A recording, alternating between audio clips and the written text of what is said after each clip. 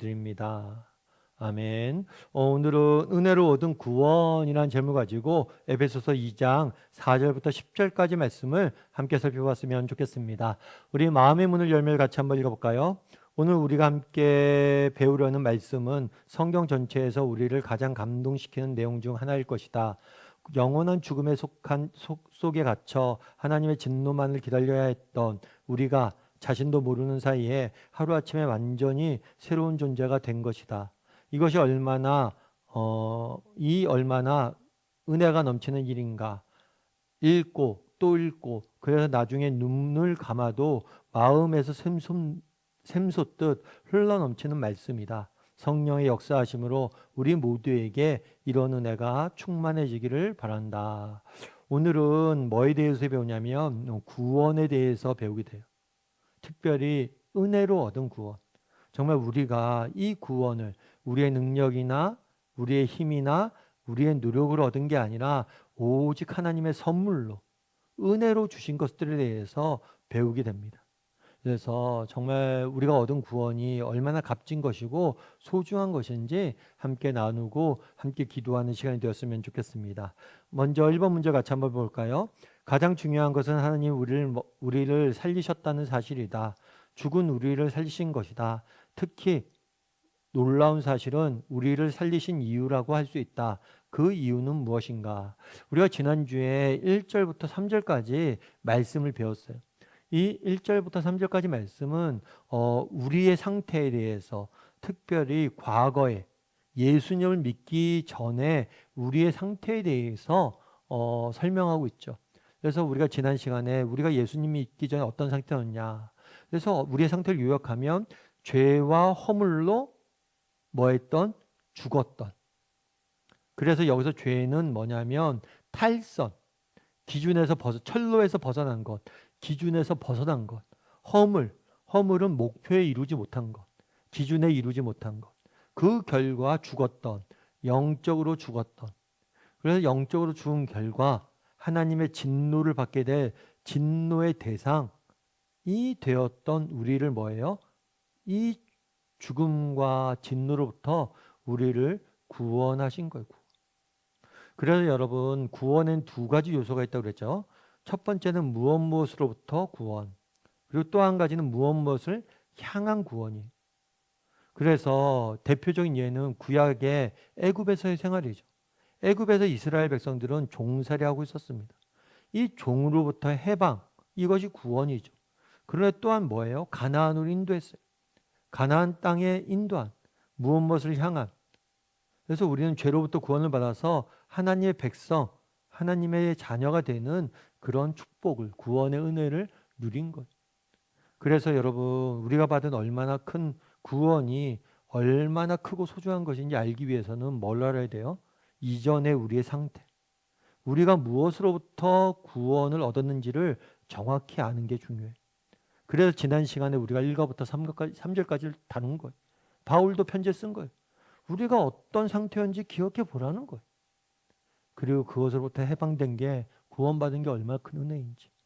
그래서 우리가 이 영적인 죽음과 하나님의 진노의 대상이 된다는 것이 얼마나 무섭고 두려운 일인지를 지난 시간에 우리가 함께 배운 거예요. 그런데 이것으로부터 하나님께서 우리를 구원하셨습니다. 그러면 구원하신 이유가 뭐냐는 거예요. 이유는 뭐라고 설명했어요? 긍휼이 풍성하신 하나님이 우리를 사랑하신 그 큰 사랑으로 인하여, 긍휼과 사랑 때문에 우리를 구원했다라고 이야기해요. 이 긍휼은 뭘까요? 긍휼은 누구를 불쌍히 여기는 마음이. 하나님께서 우리를 왜 구원하셨냐?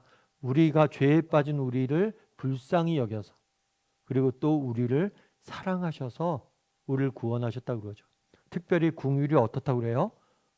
풍성했다. 사랑이 어떻다고요? 컸다.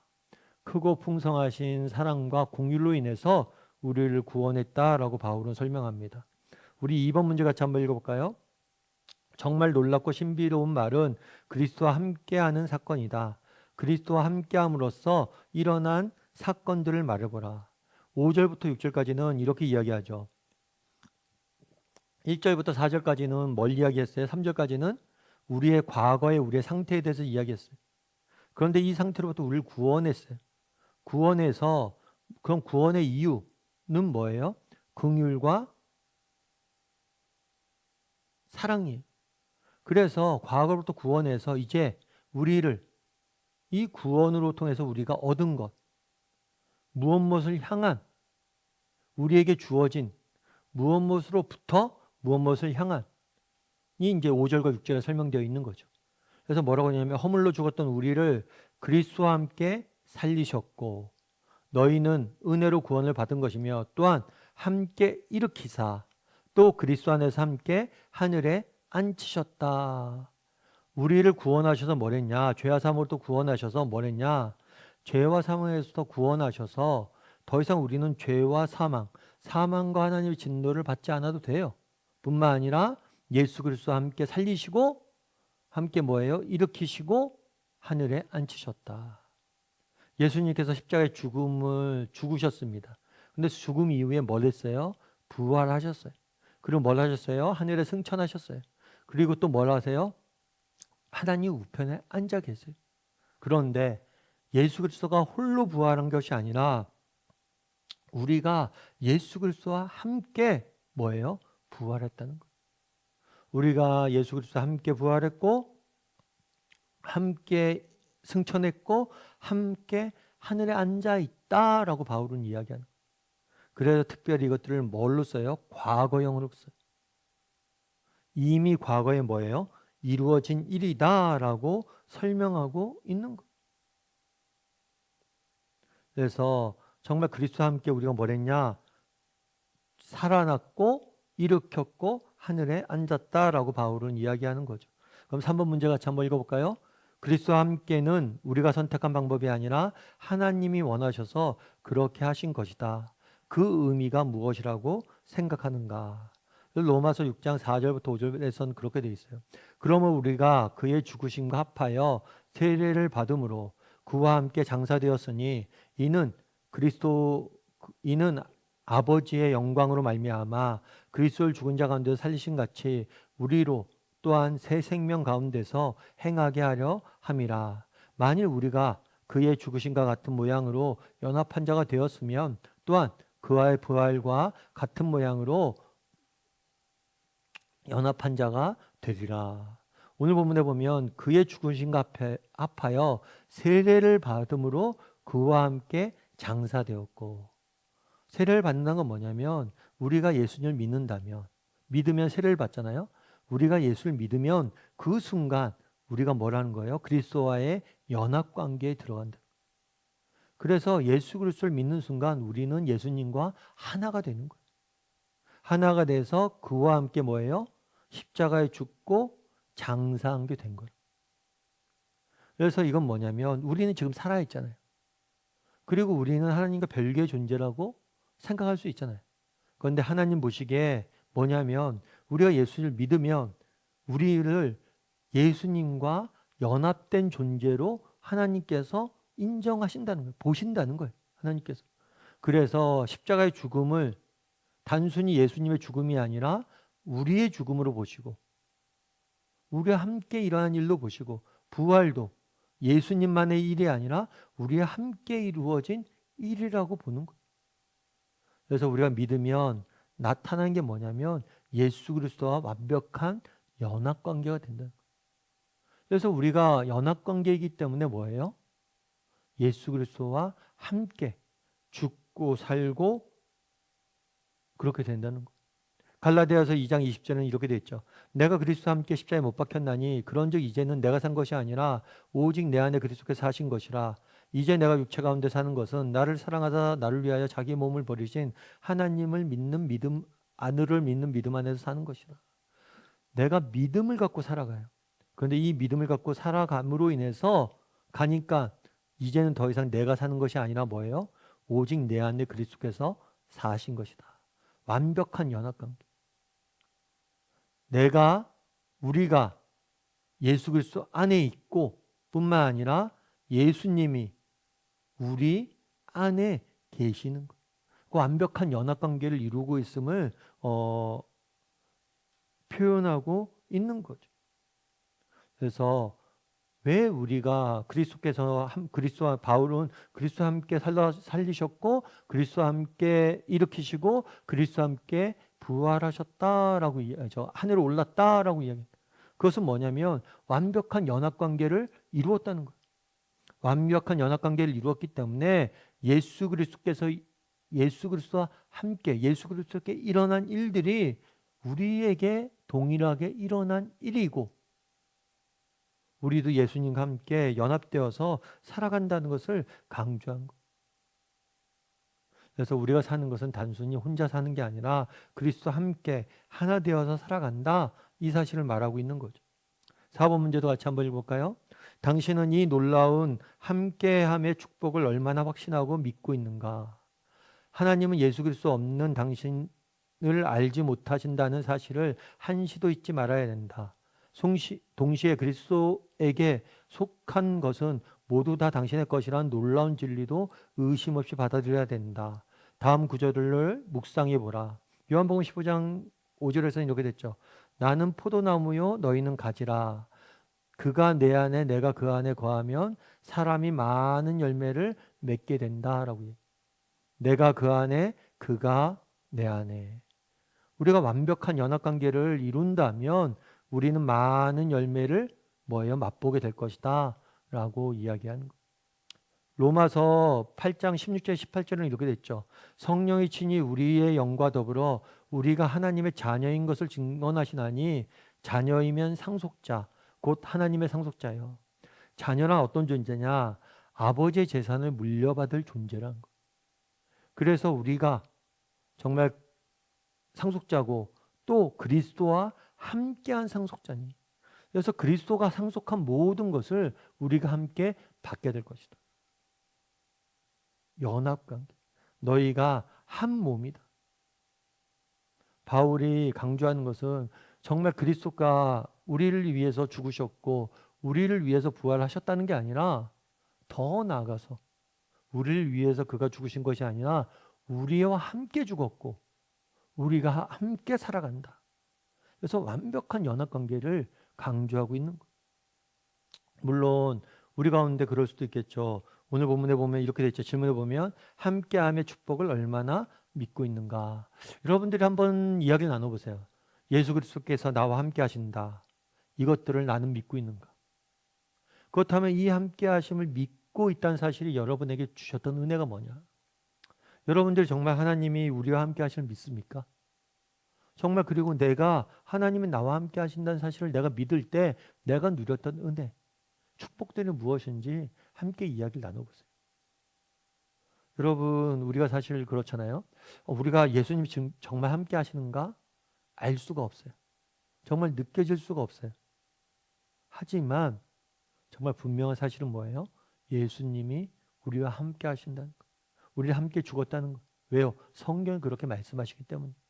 예를 들어서 여러분 얼음이 있다고 생각해 보세요. 얼음에 손을 딱 대면 어떻습니까? 처음에는 손이 차죠. 근데 처음엔 손만 차지만 어때요? 나중에 온몸이 차져요. 왜요? 한 몸이니까. 처음에 손에 일어난 일은 우리 몸 전체에 일어난 일. 그 따라서 예수님에게 일어난 일은 우리 모두에게 일어난 일이에요. 예수님께서 십자가에 죽으셨습니까? 우리도 예수님과 함께 죽은 거예요. 왜요? 우리는 한 몸이니까. 예수님이 십자가에 못 박혔습니까? 우리도 함께 못 박힌 거예요. 예수님이 부활하셨습니까? 우리도 함께 부활한 거예요. 왜요? 우리는 한 몸이기 때문에. 예수님과 완벽한 한 몸이기 때문에. 예수님이 나와 함께 하시고 나와 안에 거하시기 때문에. 여러분들이 정말 이 사실을 믿는가? 그리고 정말 이 사실을 믿었을 때 여러분들이 누렸던 은혜는 무엇인지 좀 이야기를 나눠보세요. 5번 문제 같이 한번 보죠. 은혜란 하나님 편에서 모든 것을 해주신 것을 의미한다. 4절과 9절을 가지고 은혜를 설명할 수 있는 내용을 찾아봐라. 긍휼이 풍성하신 하나님이 우리를 사랑하신 그 큰 사랑으로 인하여 허물로 죽었던 우리를 그리스도와 함께 살리셨고 너희는 은혜로 구원을 받은 것이라. 우리가 구원을 받았는데 뭐라고 이야기하냐면 은혜로 구원을 받았다라고 이야기해요. 은혜란 뭐냐는 거예요. 은혜는 성경적 의미로는 그런 거죠. 값없이 주시는 것. 값없이 공짜로 주시는 것. 그래서 뒤에 보면 이것을 뭐라고 표현해요? 선물이라고 표현해요. 선물. 여러분 선물을 있죠. 선물은 여러분 어떻게 하는 거예요? 주는 사람의 호의예요. 예를 들어서 그런 거죠. 오늘 내 생일이에요. 내 생일인데 여러분 내 생일인데 누군가가 저에게 선물을 하잖아요. 그런데 어떤 사람이 나에게 선물을 하는데 내가 누구한테 왜 나한테 선물 안 해? 라고 이야기할 수 있어요? 아니죠. 나한테 그런 권리가 없어요. 선물은 주는 사람이 주고 싶을 때 자유롭게 주는 거예요. 그 사람의 권한이. 그리고 선물의 내용도 마찬가지죠. 물론 내가 아내에게 받고 싶은 선물이 있을 수 있어요. 하지만 나에게 무엇을 사줄지는 아내가 결정하는 거예요. 마찬가지로 선물이란 뭐냐? 주는 사람의 전적인 은혜로 주는 거예요. 무엇을 줄지 말지 알아서 주는 거예요. 그리고 또한 선물을 받을 수 있을지 아닐지는 누가 결정하는 거예요? 모두 하나님의 편에서 결정하는 거예요. 그래서 은혜란 뭐라고 표현됐어요? 하나님의 편에서 모든 것을 해주신 거다. 그래서 값없이 모든 것을 주셨다는 거예요. 특별히 오늘 본문에 보면 그렇죠. 은혜로 주셨어요. 구원을 그런데 함께 일으키고 함께 앉히시고 정말 함께 하늘에 앉히셨다. 다르게 말하면 모든 것을 공짜로 해주셨다는 거예요. 우리의 구원을 완성해 주셨다는 거예요.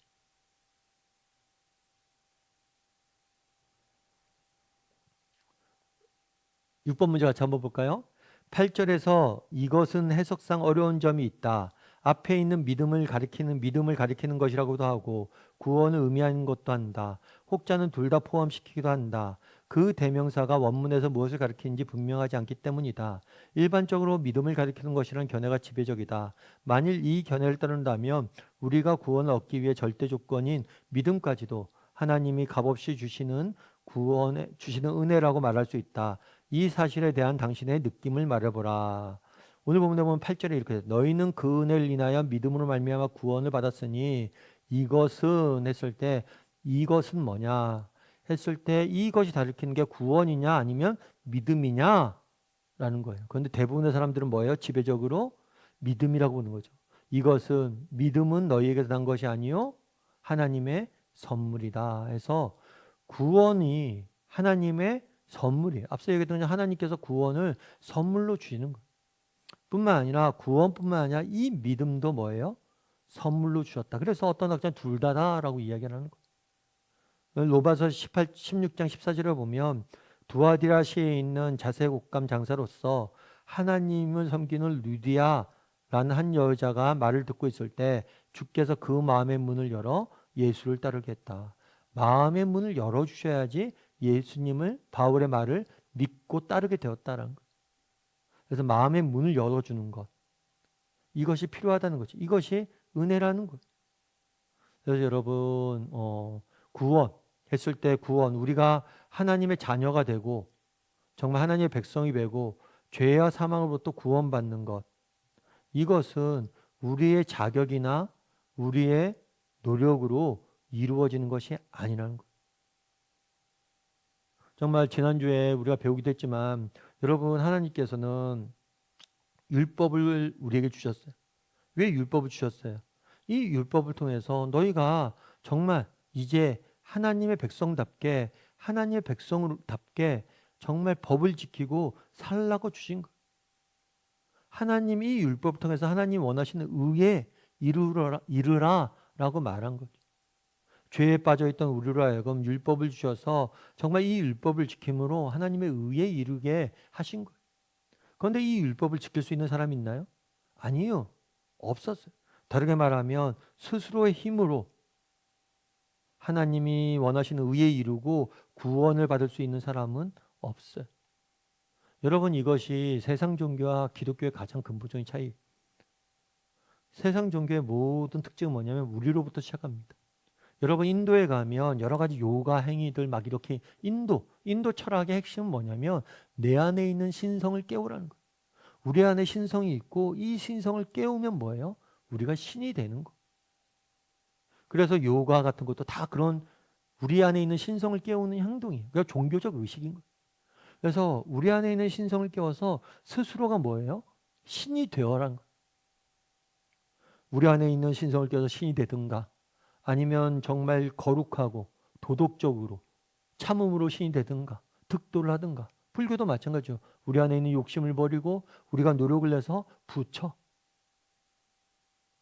어떤 열반의 경지에 이르든가 인간의 노력으로 신이 되어져 가라는 거예요. 의에 이르라는 거예요. 이게 모든 인간 종교의 특징이에요. 그런데 기독교는 뭐라고 한 거예요? 너희 스스로 할 수 없다는 거예요. 너희 스스로 할 수 없다는 거예요. 오직 구원받는 거는 너희 스스로 할 수 없고 외부의 도움, 하나님의 은혜로만 돼 있다는 거예요. 예를 들어서 물에 빠진 사람이 있습니다. 이 물에 빠진 사람이 살아가는 방법은 두 가지죠. 스스로 수영을 쳐서 물로부터 빠져나오는 거예요. 아니면 누군가가 밧줄을 던져서 그것을 구원하는 거예요. 그런데 스스로 우리는 이 물에서 빠져나갈 수 없어요. 이것들을 인정하느냐 아느냐는 거예요. 이것들을 인정하지 않고 스스로 빠져나갈 수 있다. 그럼 뭐라는 거예요? 스스로 율법을 지켜서 스스로 안에 있는 신성을 깨워서 스스로 욕심을 버리고 득도를 내서 열반의 경지에 이르려고 노력하는 거예요. 그런데 그렇게 될 수 있나요? 그렇지 않아요. 정말 성경에 보면 그런 얘기했죠. 내 눈이 범죄하거든 내 눈을 뽑아버려라. 실제로 그렇게 살았던 사람들이 있어요. 눈으로 범죄했어요. 그래서 눈을 뽑았어요. 그런데 내가 눈으로 범죄해서 눈을 뽑아버리면 범죄를 안 할 줄 아는데 눈을 뽑아버리니까 보지 못하니까 보지 못하는 것으로 인해서 또 다른 범죄를 짓는다는 거예요. 여전히 범죄를 짓는다는 거예요. 손발이 범죄합니까? 손발을 끊어버려라. 손발이 없다고 범죄 안 하는 게 아니에요. 그래서 결국에는 우리는 스스로 정말 죄의 문제를 스스로 득도할 수 없는 존재구나를 깨닫는 거예요. 그런데 세상 종교는 스스로 될 수 있다 이야기하지만 기독교는 뭐예요? 아니다. 너희 스스로 구원할 수 없다. 구원은 오직 하나님의 선물이다. 그래서 너희는 그 선물을 받아들이기만 하면 된다. 그래서 그렇게 해서 구원은 하나님의 선물인 거예요. 뿐만 아니라 믿음도 마찬가지예요. 우리가 예수 그리스도를 믿잖아요. 이 믿음조차도 뭐라는 거예요? 하나님이 주신 선물이라는 거예요. 우리가 예수 그리스도를 믿는 것 어떤 면에서 보면 인간적인 면에서 보면 내가 내 능력으로 내 힘으로 내가 결단해서 예수님을 믿은 것 같아요. 그런데 그 전에 어떤 작업이 있었냐면 내 마음의 문을 여는 작업이 있었다. 그래서 이 마음의 문을 여는 작업이 있어서 내가 믿게 됐다는 거예요. 믿음조차도 하나님의 은혜의 저거 하나님의 선물이고 은혜라고 가리키는 거죠. 우리 7번 문제 같이 한번 볼까요? 하나님이 우리를 구원하실 때 선한 행위나 무슨 공로로 요구하지 않는 이유는 무엇인가? 이는 행위에서 난 것이 아니니 이는 누구든지 자랑하지 못하게 함이라. 만약에 우리가 행위로 내 노력으로 얻는 거라면 뭐예요? 내가 노력해서 했으니까 나를 자랑하겠죠. 나를 자랑하고 나를 높이겠죠. 하지만 그렇지 않기에 내 노력으로 된 것이 아니기에 전적으로 주신 이를 자랑하는 거예요. 여러분 선물을 받았습니다. 선물과 월급의 특징은 뭐예요? 여러분 월급은 내가 노력해서 받는 거잖아요. 그 월급은 내 거니까 내 마음대로 쓰고 내가 자랑할 수 있어요. 하지만 선물은 상대방이 일방적으로 준 거잖아요. 따라서 상대방을 높이고 상대방을 자랑하고 내 뜻대로 할 수 없는 거예요. 그래서 자랑할 수 없는 거죠. 그래서 결국에 우리가 구원에 관해서는 전적인 하나님의 은혜고 하나님만 높이고 하나님만을 자랑해야 되는 거예요. 8번 문제 같이 한번 볼까요? 구원을 위해 하나님은 우리에게 어떤 것 하나도 한 가지도 요구하지 않으신다. 뿐만 아니라 우리 역시 아무것도 할 것이 없도록 해 놓으셨다. 이 불가사의한 일을 놓고 절대 은총이라고 부른다. 이 점에 대해 스러워하는 사람들이 적지 않다. 오히려 무엇인가 하나님이 요구하는 편이 낫다고 생각하며 자식에게는 그 요구를 들어줄 만한 선이나 공로가 있다고 자부하기도 한다. 이러한 생각의 자변에 깔려있는 문제는 무엇인지 과거의 자기의 경험을 활용해서 이야기해봐라. 정말 우리가 그런 거죠. 정말 아무것도 없이 믿으면 구원을 받아? 믿지 않고 믿는 것만 해도 돼? 다른 무엇인가가 더 필요하지 않아? 정말 내가 예수를 믿는 것뿐만 아니라 선한 행위도 하고 선한 삶도 살고 이렇게 해야지만 구원받는 거 아니야? 이런 생각을 가질 수 있다는 거예요. 근데 성경은 다 필요 없다고 그래요. 다 필요 없고 오직 믿기만 하면 너희가 선물을 나의 것으로 이 선물을 나에게 주신 것으로 받아들이기만 한다면 뭐예요? 너희가 구원을 얻는다라고 이야기를 하는 거예요. 그런데 여러분 이 선물도 이 선물을 받아들이는 것도 아무나 할 수 있는 건 아니에요. 왜 그럴까요? 이 선물을 받아들이는 것도 이 선물이 나에게 필요하다고 인정을 해야 돼. 누가 예를 들어서 어떤 사람이 여러분 생일인데 생일 선물을 했습니다. 근데 이 선물이 내게 마음에 들 수도 있고 안 마음에 들 수도 있죠. 마음에 드는 경우는 어때요? 와, 내가 정말 필요한 거 갖고 싶은 걸 줬다 라고 생각하면 선물이 너무 마음 듣고 자랑스럽고 그러죠. 그러니까 누가 선물이 줬어요. 근데 정말 필요 없고 쓸모없는 거예요. 그건 뭐예요? 에이, 뭐 말로는 고맙다고 하지만 속으로는 뭐예요? 아휴, 이건 뭐 어디다 쓰냐 이걸 이러죠. 정말 여러분 하나님의 구원을 선물로 주셨는데 왜 많은 사람들이 이 구원의 선물을 못 받을까요? 내게 필요 없다는 거예요. 난 스스로 내 힘으로 잘 살고 있는데 뭐 하나님의 구원의 선물이 뭐가 필요해? 내가 선하게 살면 나 천국에 가는 거지. 뭐 내가 죄인이라고? 내가 왜 죄인이야? 그 선물의 필요성을 못 인식하면 선물을 못 받아. 여러분 그래서 이 선물을 받는 것도 아무나 할 수 있는 게 아니에요. 정말 하나님의 구원이라는 이 선물도 아무나 받을 수 있는 것이 아니. 정말 이 선물을 필요로 하고 인정하는 것, 그것이 필요해. 그리고 많은 사람들이 그럽니다. 믿기만 하면 구원받는다. 그럼 그런 게 어딨냐고. 믿기만 하면 그렇게 쉬운 게 어딨냐고. 믿기만 하면 된다. 에이, 그러게 어딨어. 또 다른 무엇인가를 해야 되지. 라고 하는 이유는 뭐예요? 그 마음 안에 공로, 나의 노력, 자아가 살아있는 거예요. 내가 무엇인가를 더 해야지만, 내가 무엇인가를 더 할 수 있고, 내가 무엇인가 더 해야지만, 내가 무엇인가 더 해야지만 구원을 얻는다는 건 뭐냐면, 내가 무엇인가를 더 할 수 있다라는 이런 자아가 살아있는 거예요. 그런데 철저히 자신의 무능을 인정하지 않으면 구원을 받을 수 없어요. 물론 이 무능이라는 것이 전 진짜 아무것도 할 수 없는 존재입니다. 이런 게 아니에요. 구원에 관해서. 정말 하나님이 주시는 구원, 하나님 원하시는 정말 여러분 천국에 우리가 들어갈 수 있습니까? 여러분 죽음을 이긴 사람이 있냐는 거예요. 죽음에 관련해서는 내가 아무것도 할 게 없습니다. 죽음 이후에 천국에 갈 수 있는 방법은 내 스스로 인간의 힘으로는 그 어떤 것도 없습니다. 오직 하나님의 은혜고 하나님의 선물입니다. 라는 걸 고백해야지만 받게 되는 거예요. 그래서 한번 이야기를 나눠보세요. 믿음으로 구원을 받는다. 이 사실에 대해서 여러분은 어떻게 생각하고 있는지, 믿음 외에 아무것도 필요 없다는 것들에 대해서 어떤 생각을 갖고 있는지 좀 나눠보면 좋을 것 같아요. 삶의 열매가 거둘매를 같이 한번 볼까요?